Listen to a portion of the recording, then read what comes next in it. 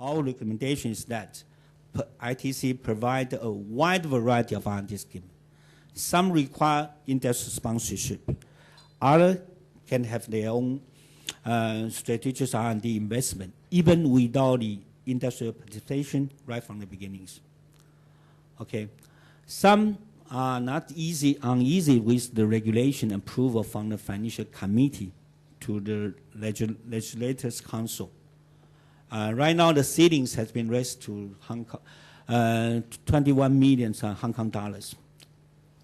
I think for these kinds of projects to kick off, the research proposal had to go through at least 5 panels. Though some of the panels are very simple, but we still make our recommendation that as the funding practice in many countries, the Technology Review Committee should be given authority to make the decision before reporting to ITC for final approval. I think our recommendation is upon the completion of their project time span, the ITC to conduct intensive evaluation on the performance of the individual R&D centers.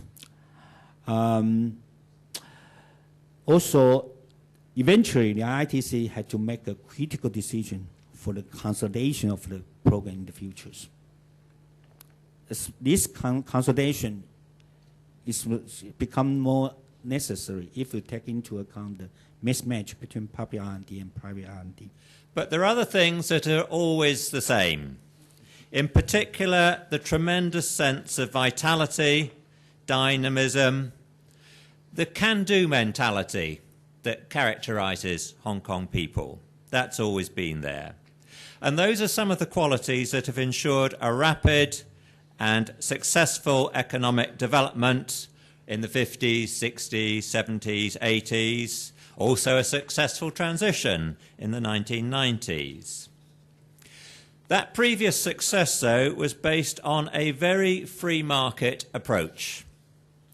Hong Kong was an exemplar of laissez-faire, a successful exemplar. It worked very successfully for 50 years.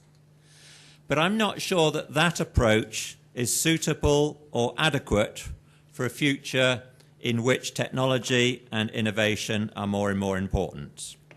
As we've heard in several papers, and we'll see later today and tomorrow, Hong Kong may now need to move to new and more explicit approaches to policy and to intervention.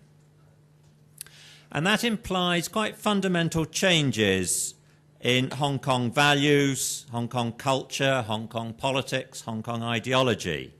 Hong Kong has not been very active in R&D and technological innovation. R&D expenditure, well, you've seen the figures now several times, 0.8% of GDP. Now, for many of you, you may not know the significance of that. 0.8% puts you in the same league as developing countries. OECD countries spend 2 to 3% of GDP on R&D. And the really dynamic ones, northern Scandinavian countries, Finland, Sweden, Israel, and Korea also has very ambitious targets. They're over 3% and increasing. Countries like Japan, US, they're the high 2 to 3% range. Britain's lagging, we're 1.8%. And yes, we then say, oh, well, this figure, it's only an input figure. The implication being we're somehow smarter, we're more efficient, we can get away with spending less. And I heard a little bit of that this morning about Hong Kong. But you can't hide behind that. If you want to be up there and be a hub in this innovation system around the world, you've got to get serious. You won't do it with 0.8%.